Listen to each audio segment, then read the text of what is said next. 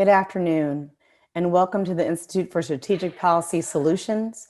My name is Kimberly Jackson, and I am the Executive Director of the Institute. I want to just tell you briefly about the Institute before we begin this wonderful program with the International Studies Program, led by Frank Jerkovic and supported by Angela Cole. We're so excited about hosting students. Most of what we do can be quite serious, as we are a nonprofit organization dedicated to the enlightenment and an educational enhancement of social, political, and economic issues. However, today we're going to do something light and fun. What we're going to do today is focused on having a program with Kahoot, learning about countries from Brazil, Ukraine, Vietnam, our 170 students from 50 different countries, and learning more specifically with our international students who are here to talk about Albania, Greece, India, and Vietnam.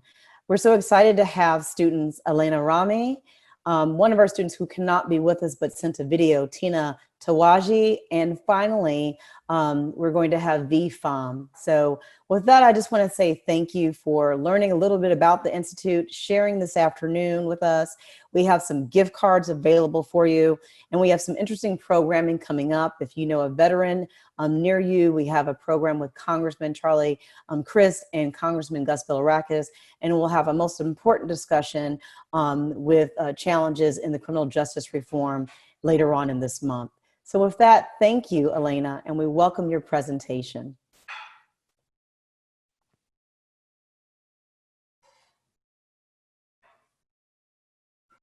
Hello, everyone.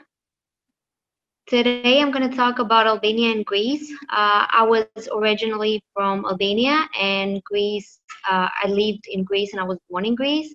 Today I'm going to start with Albania, which, as you can see, it has the red and the double-headed eagle and the flag. So Albania is called the land of eagles, and the colors of the Albanian flag represent. The red stands for bravery, strength, and valor, and the double-headed eagle represents the sovereign state of Albania. And as you can see, Albania, if you see an Albanian, you can see the symbol that they do with their hands, which they put their thumbs together, and that shows that they're Albanian. This is one of the maps that I'm going to show you about Albania, and what the pointer is where my hometown is, and which is called Gyro, and it's really near with the borders with Greece.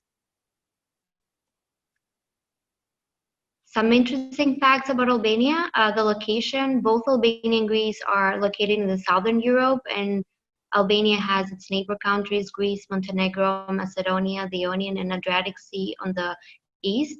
Population of Albania, it's about 3 million people, and surprisingly, more Albanians live outside its territories. If you get the whole population of Albanians, it will be around 10 million. And then we have the majority of Albanians are Muslims, and but Albania has a really diverse religion. For the language, the Albanian and Greek language are both two of the three surviving Indo-European languages in the world, and there are two different dialects, the Tosk and the Keg. These maps are Albania before and after 1913. On your left, you have Albania, which was a lot bigger, and Kosovo, which is part of the Albania, was in the Albanian map, which today is not. When we talk about traditional food, the traditional Albanian food, as you can see in the picture that I have on the PowerPoint, that's the traditional way of putting a table in Albania, which is a small table, which is called sofra.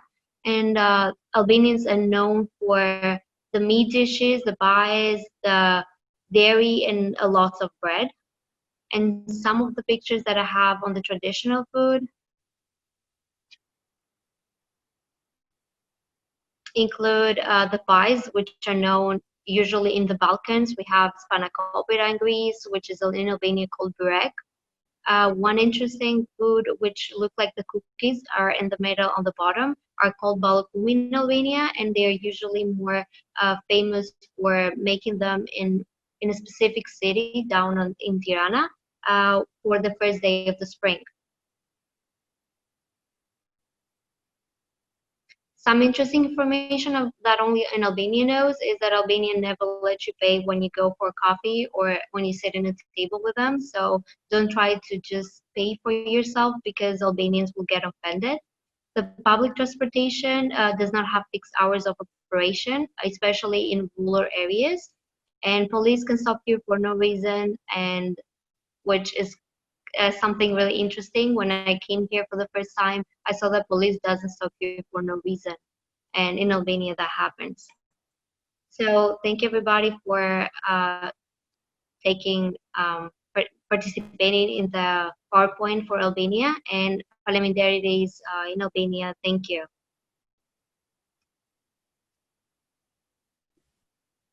Well, thank you so much. And you're going to share with us about Greece as well, correct? Of course, yeah. So And thank you Greece, for sharing the special connection between Albania and Greece, at least from your lens. thank you. So now I'm going to talk about Greece. Greece is really near Albania, and I was born in Greece and raised. The place where I was born is Athens, and it got its name from the goddess Athena, which is the goddess of wisdom. She had like a contest with Poseidon, and Athena created the olive tree, symbolizing peace and prosperity, while Poseidon produced the spring, and Athena won. So that's why the capital of Greece is called Athens.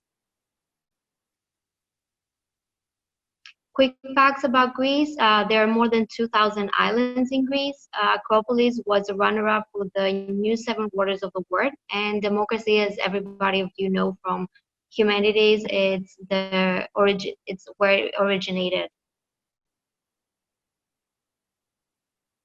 And tourism about Greece, of course, we're going to talk about tourism because Greece is known for the archaeological attractions, the islands, which one of the most known destinations are Santorini, Zakynthos, Mykonos, Crete, and etc. And the photo that I have on my PowerPoint is Zakynthos. And surprisingly, in the summer, there are more tourists in Greece than Greece.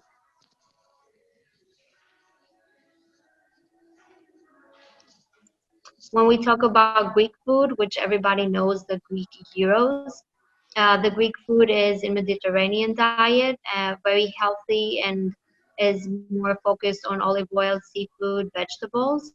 Greeks are known for the gyros, and they cultivate a lot of oranges and olive trees.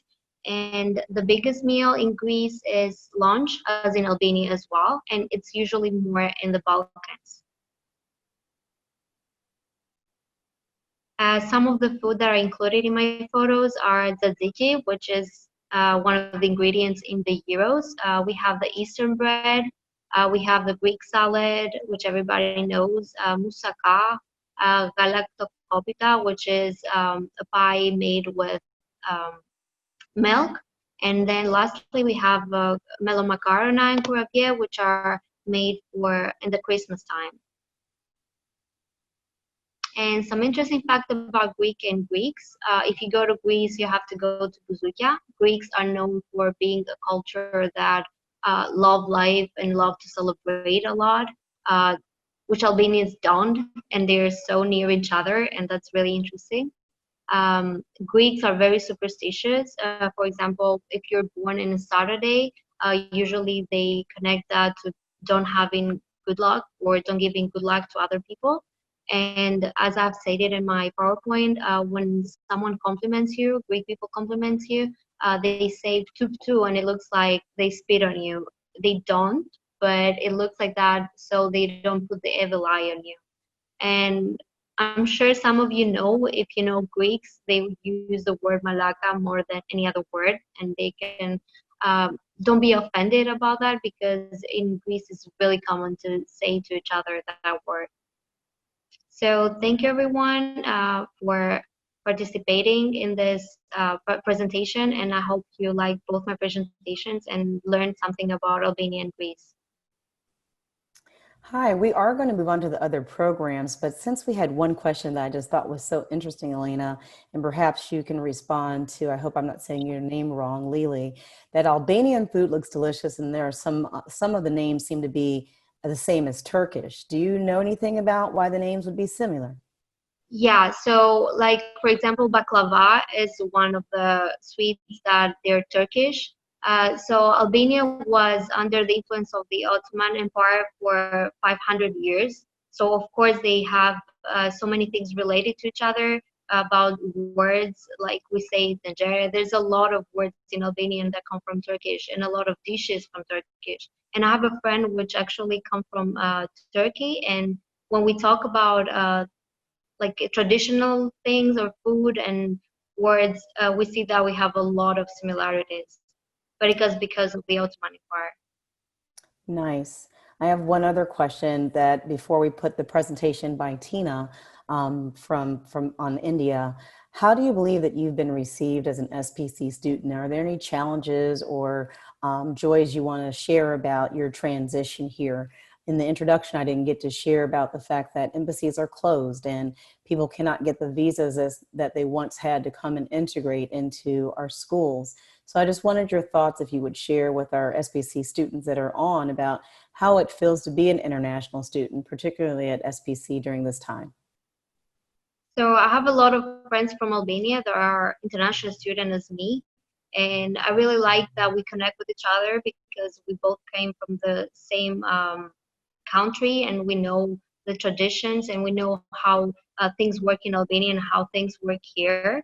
Of course, America is like completely different, and the students and how it works in schools, like in Albania, it's totally different how the education system is.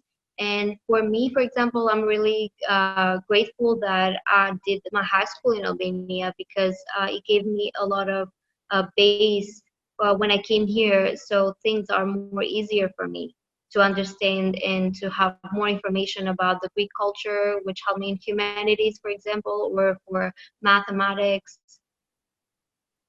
So it's a really interesting experience, I can say, and I really encourage a lot of people that come from both Greece or Albania to come and experience that, what I'm experiencing right now. Well, thank you for sharing the presentation. Students who are on the phone, please feel free to put questions into the Q&A, and Elena will type answers in real time as you're asking them. I want to remind you all that we have a Kahoot at the end with a lot of prizes, money, and I know that all students love that. And so we wanted to next move on to a brief video by Tina, who was unable to be with us today, but she did a wonderful presentation on India, and we'll follow that by V's presentation on Vietnam.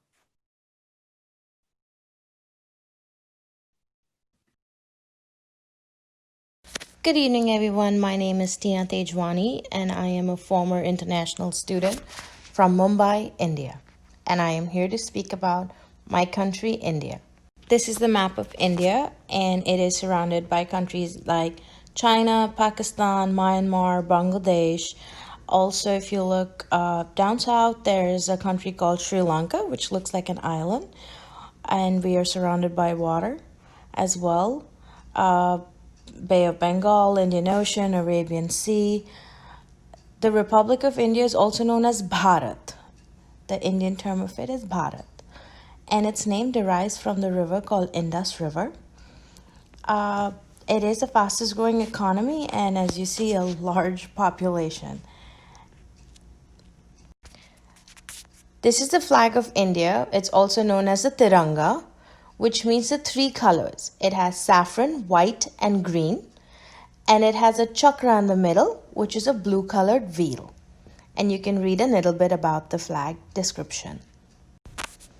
When talking about India, the first thing comes to our mind is the different religions, cultures, and all the color that it has. India has many different customs that it follows. Some of the religions that are followed in India is Buddhism, Islam, Christianity. And the most widespread that is practiced in India is Hinduism.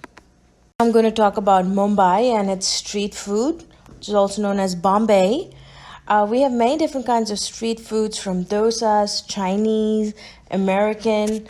That's the street food where you see right under the word food. That's what they call pav bhaji. It's made with different vegetables. The next picture over, that's pani puri. They're little cupcakes that are full of water. Not cupcakes, they're like a crispy ball, and you put potatoes and spicy as well as sweet liquid in it. At the same time, on the right hand side top corner slide, what you see, that's Chinese food. Believe it or not, India has the best Chinese food. You gotta try it to believe it. And below is Mughlai food, Punjabis, Sindhis like me. That's what we eat. Things only a local would know. A street called Cow Gully in Mumbai is very, very famous. It usually is very, very lit up after sunset and before sunrise. It's mostly active with a lot of different foods and tastes and flavors for you to try during the month of Ramadan, as people fast during the day and they break their fast after sunset. Then we have Chor Bazaar, which is known to have everything and anything that has been stolen. You can find it over there.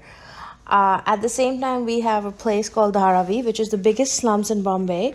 But believe it or not, anything and everything that is made out of leather can be got there, and it's not poor quality, but it's top quality that is exported throughout the world. And of course, Bollywood, very famous for our music and dance. They actually produce more movies than Hollywood. Thank you very much for your time, and have a beautiful evening. Bye bye. Many thanks to Tina for assisting with this informational video on India. And before we move on to V, I'd like to briefly ask Frank Jerkovic to turn off his camera so he can be seen, and just share a little bit about the wonderful things about your program. It's my understanding that we are 7th ranked in abroad programs, and I'm sitting here looking at my notes as we're talking. We've sent over 120 students abroad last year, and 151 students studied abroad. Share a little bit about the program before we have V talk about Vietnam. Yes, definitely. So thank you for the chance for us to come on. Talk about a little bit about the study abroad programs. We've actually had a large number of students over the last several years. The program has been in place, been going on for years and years at the college. And last year we had about 150 students travel to 10 plus countries, and they really enjoyed the experience.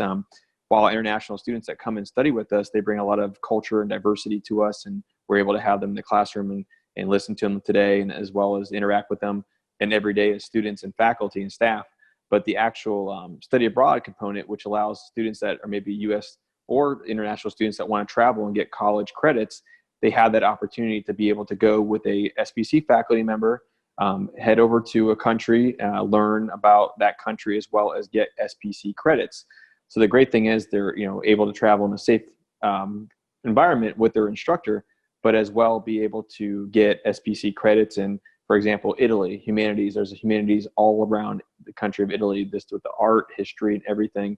And so they're able to go over there and really get to experience that with their instructor and their fellow students. So it's a great opportunity for us, and we're very happy that we're able to send so many students abroad and offer a large number of scholarships, which helps a tremendous amount of students. And I'd like to say that as one of the faculty members who was able to travel abroad and shepherd some of our students abroad through programs, it's an outstanding opportunity for students to learn about the countries around them, but just broaden their experience before they move on to different journeys with their educational pathway. One of the countries I was able to go to is Vietnam, and so I'm happy to hear V's program as she talks a little bit about what it's like to be a student from Vietnam and share a little bit about her country. Thank you, Frank. V? Hi. Okay, so xin chào. Hello everyone, my name is V.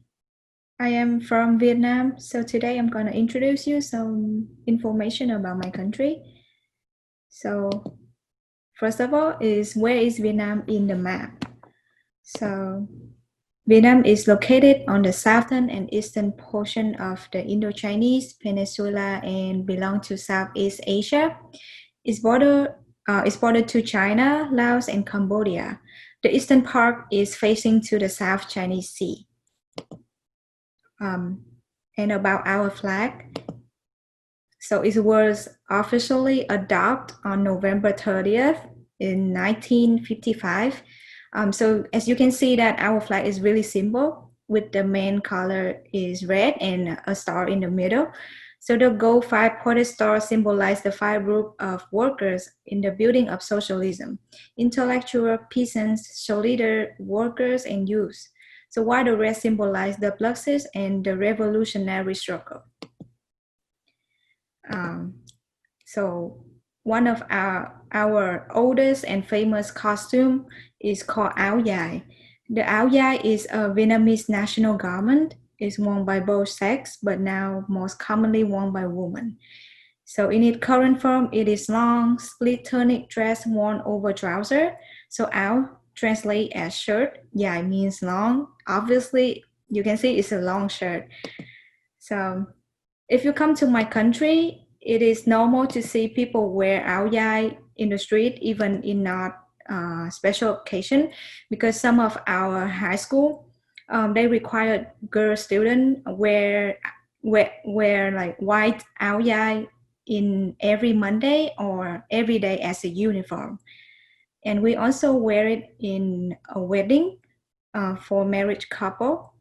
And most common is we wear it in Lunar New Year to celebrate. So I am very proud to say my country is a heaven of food. We have more than 1,000 dishes. The common ingredients including fish sauce, rice, fresh herb, fruit, and vegetable. And with the balance between the ingredients, Vietnamese food is considered one of the healthiest cuisine worldwide. So we have tons of noodle dishes cooked with a lot of kind of meat, such as beef, pork, seafood, and even duck. I know it sounds weird. You cook noodle with duck, but it does taste good. So next thing, I will introduce you some interest fact about local things. First of all, it will be floating market. A floating market is a market where goods are sold from boat, originating in times and places where water transport play an important role in daily life. Next will be my favorite street food in Vietnam. It's called bánh tráng trộn. English name is rice paper salad. It's a mixing of rice paper, beef jerky, dry shrimp, chili oil, boiled egg, and it's a salad with an explosion of sweet, spicy, sour, and savory flavors. Finally, this will be about Vietnamese egg coffee. So Vietnam is the second largest producer of coffee. Vietnamese people, we consume a lot of coffee. So our coffee is famous about the stronger, like the strong of the coffee. And you hear about regular coffee, milk coffee, but you never heard about egg coffee, right? So Vietnamese egg coffee is a northern Vietnamese specialty made with Robusta beans, whiskey eggs, sugar, and condensed milk. And last year when my dad come here and visit me, he tried USA coffee, and he asked me what it is water. I said it's a coffee, but because he drink a lot of coffee in Vietnam, so because coffee in Vietnam is really, really strong compared to USA coffee. So that's the end of my presentation. So thank you for listening, and cảm ơn.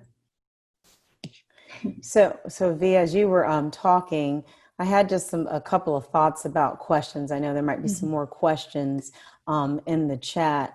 Have you found a strong Vietnamese community in our area that supports you here, just out of curiosity? Yes. So I have my uncle and my aunt family here. So I have a support from my family first. But I know that because I met a lot of Vietnamese people through like multicultural club, like international student club of SPJC. Mm-hmm. So I acknowledge that we have a big community of Vietnamese in St. Petersburg. In St. Petersburg, we have restaurant, like all kind of restaurant.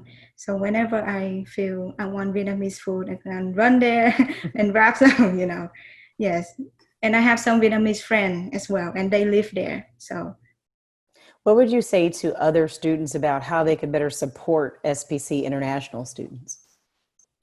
So, so at first, I would say I have a really, really great advisor. I mean, every advisor in an international center program is good, but especially is Miss Angela. She helped me a lot from the beginning. So I have a good connection with the international program of SBC, and they offer a lot of club like activities for international students, which help me like meet new friends from other country as well. I can improve my English, and like I need help of classes. They will help me, like yeah, and yes, Well, thank you, basically V. yes. Elena, if you will also put your turn on your microphone and your screen. I'd just like to discuss a little bit about the journey during COVID. Of course, this all came down in our country pretty hard quickly, and in March, we stopped all visas to the U.S., which makes it more challenging for international students at all. Of course, first of all, they can't get here. Second of all, they have challenges in the future trying to figure out how to take advantage of opportunities that will allow them to study at our United States schools. And it impacts not only the student financially, but it impacts the colleges financially. Do you all have anything to share about additional challenges or hurdles that you have in light of COVID now that you're here and your loved ones may be abroad? So for me, for example, my visa is expiring this year, and in my plans were to go in Albania and apply for a new visa and have everything ready. But unfortunately, because of COVID-19, I still don't know what I'm going to do. And it's really stressful, you can say, because first of all, I can go visit my family, which has been a whole year without seeing them. And the second is that I still don't know what I'm going to do with a visa, and you never know, maybe something goes wrong, and it's good to have like a plan B. But right now you cannot have a plan B because of the situation, because nothing is on my hands. It's everything about the embassies that are closed or the flights that are closed, the borders. So it's really challenging in this situation, and also financially, because our parents cannot work.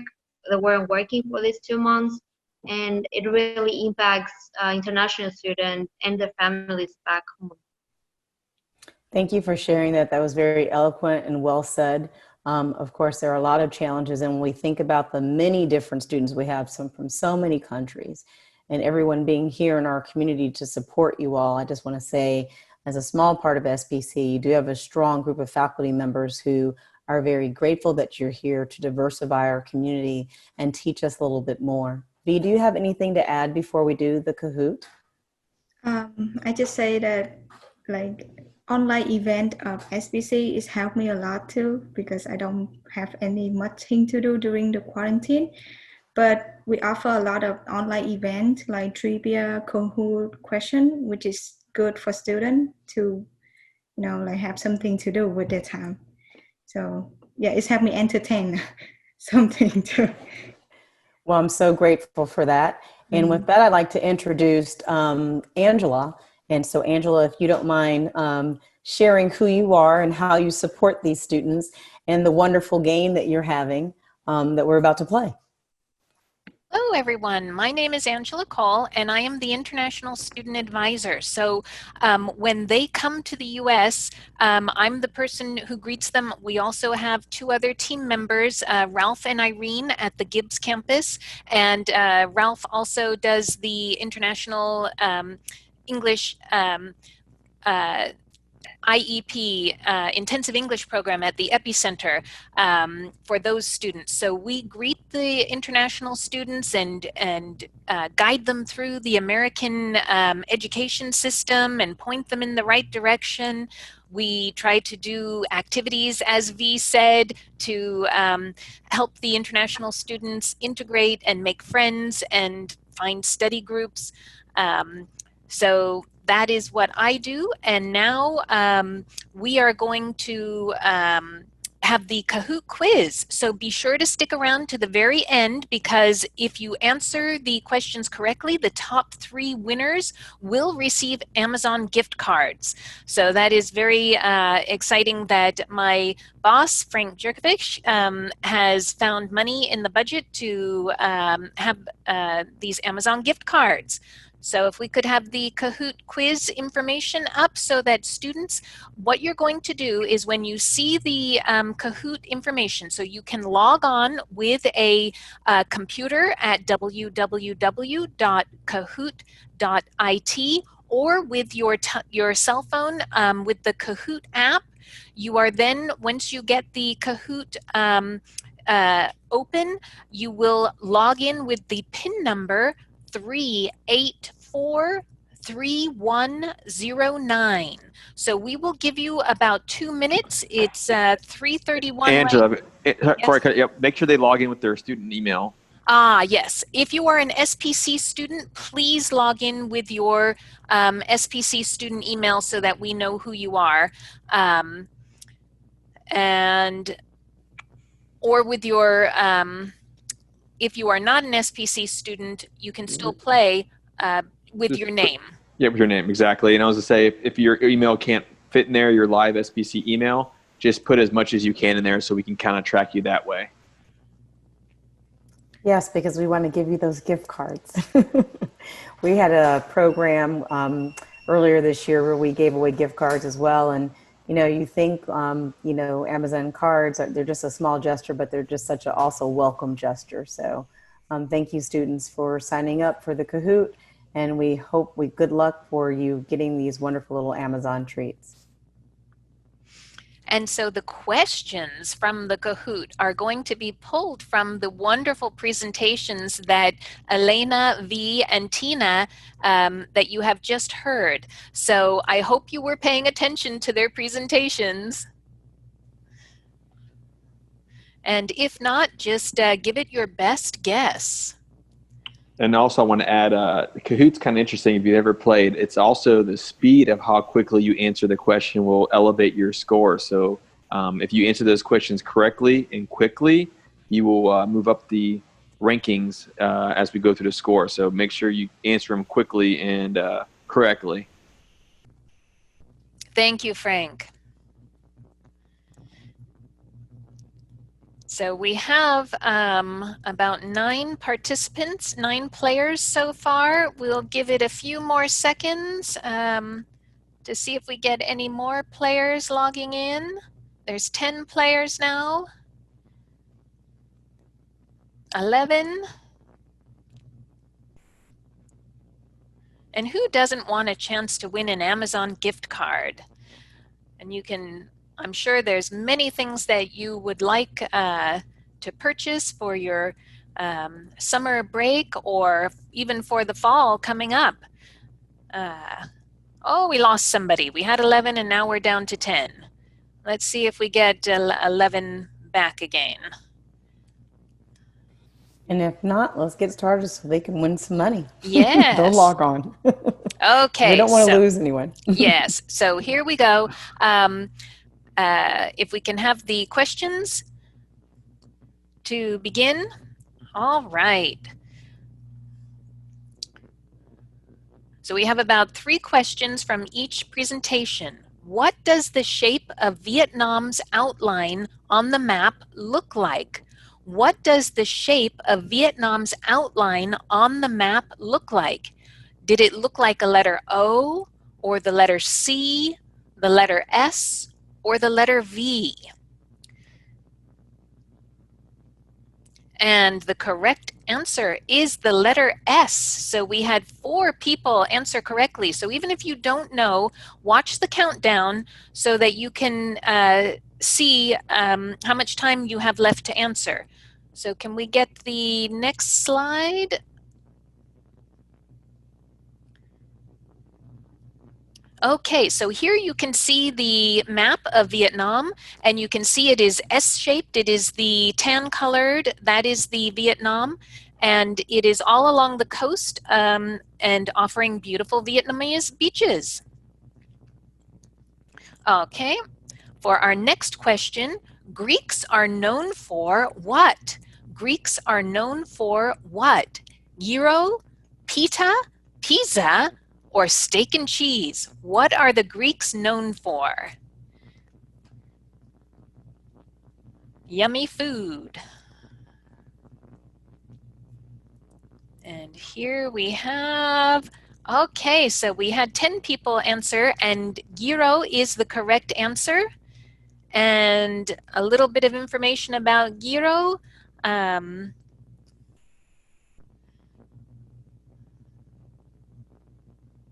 So the word gyro was already used in English, at least since 1970s, and it replaced the Turkish doner kebab for the Greek version of the dish, gyro.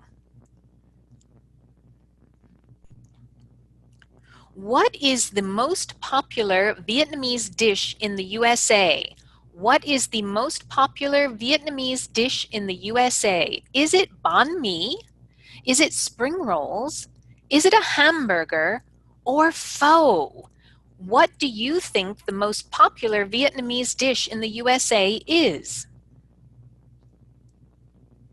Most people got that correct. Yes, it is pho, the most wonderful soupy noodle dish. It is usually served at breakfast, and it is made with rice noodles, bone broth, plenty of fresh herbs, and chili, lime, and hoisin sauce to taste. Yum yum pho.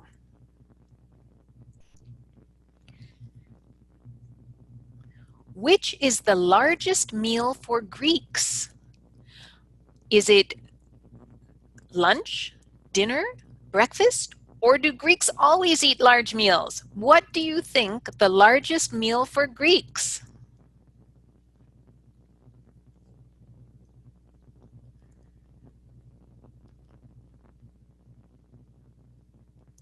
Lunch, correct. Before the 9 to 5 workday became popular in Greece, families would eat the main meal of the day at home between 1:30 and 2:30 when schools were out, shops were closed, and dad was home.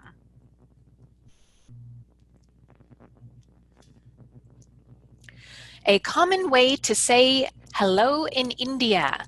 What is a common way to say hello in India? Dhanyavad, Namaste, Kripya, or Hi Julail? A common way of greeting in India.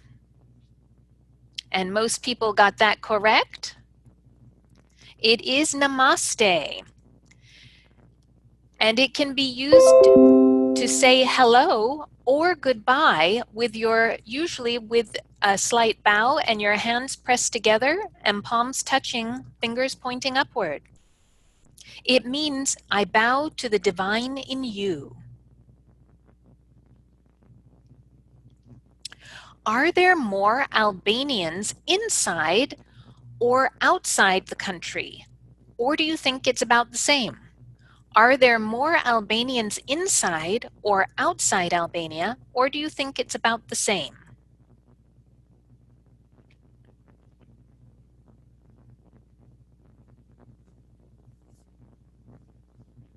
Correct. There are more Albanians outside the country now that the borders have shrunk and Albanians like to immigrate and travel around the world.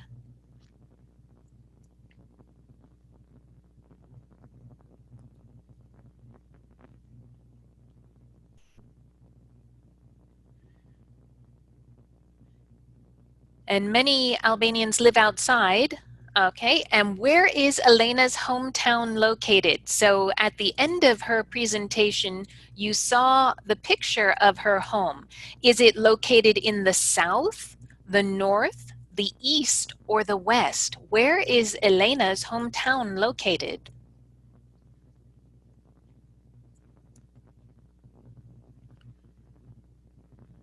Ah, you were listening. Most of you got that correct.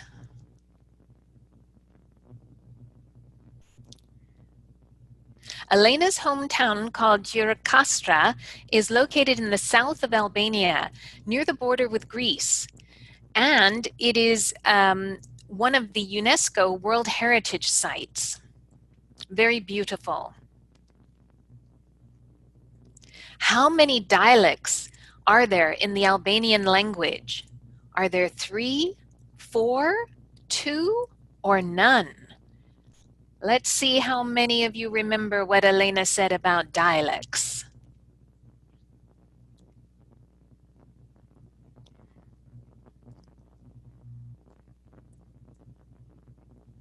Ah, most of you got that right as well. You're doing well. Let's see what those results are looking like. Ah, they're shifting. People are getting better. We've got the top 3. The Albanian language is composed of many dialects divided into 2 major groups, the Gek and the Tosk. And the northern part is usually the Gek and the southern part, the Tosk.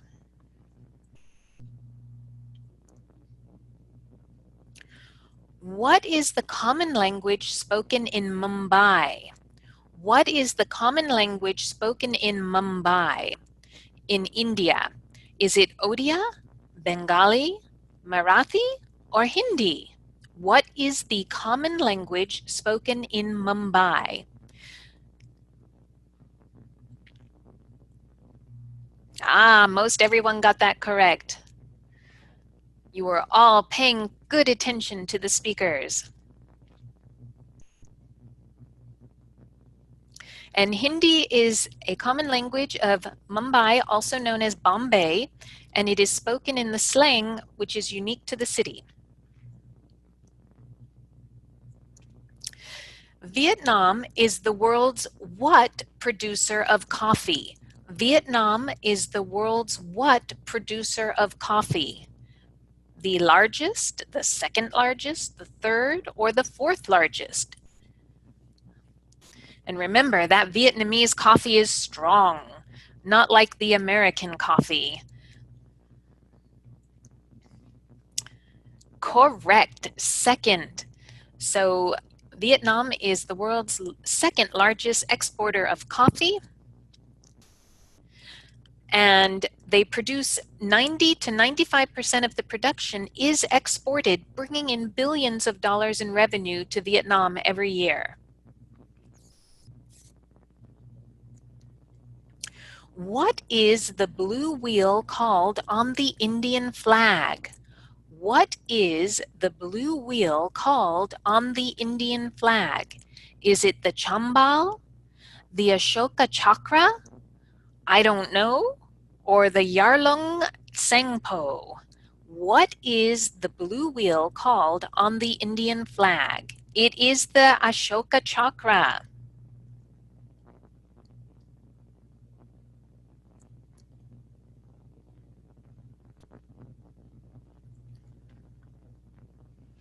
The Ashoka Chakra is a depiction of the Dharma Chakra, a wheel represented with 24 spokes. It is so called because it appears on a number of edicts of Ashoka. Most prominent is the lion capital of Ashoka.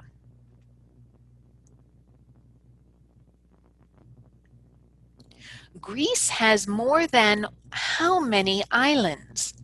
Greece has more than how many islands? Are there more than 1,000, more than 100, more than 20, or more than 2,000? How many islands are there that make up the Greek state? More than 2,000, correct.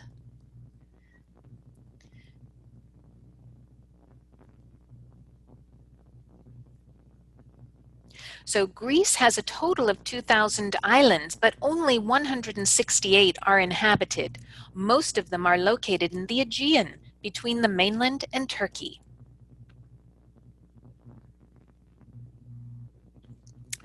Which river was the inspiration behind the name India? Which river was the inspiration behind the name India? Indus, Sahabi, Sota, or Dohan? Which river was the inspiration behind the name India? Correct. Indus. Indus and India. Ooh, Kat at SPC is doing really well.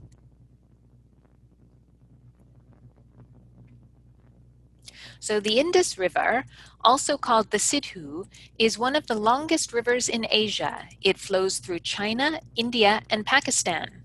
The meaning of Sidhu is a large body of water, sea or ocean.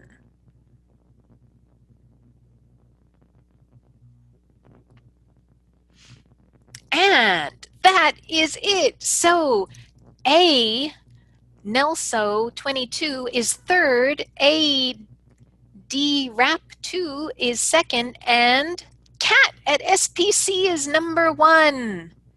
Woohoo! With runners-up Critter and somebody else. So congratulations, all of you, on the wonderful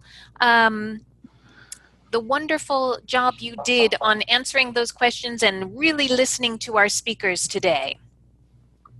Thank you, Angela. That was wonderful. So we'll be giving out some Amazon gift cards. I think we're going to do 50 for first place, 25 for second, and 15 for third. So you guys will be able to spend some nice money on these gift cards. Also, so I believe everyone was SPC students, but if you could, in the chat section to the panelists, just send us your email and your student ID number if you can, so we can have that. When you go to the chat, you can collect email message to panelists, and you can send us a message just so we have your information to make sure.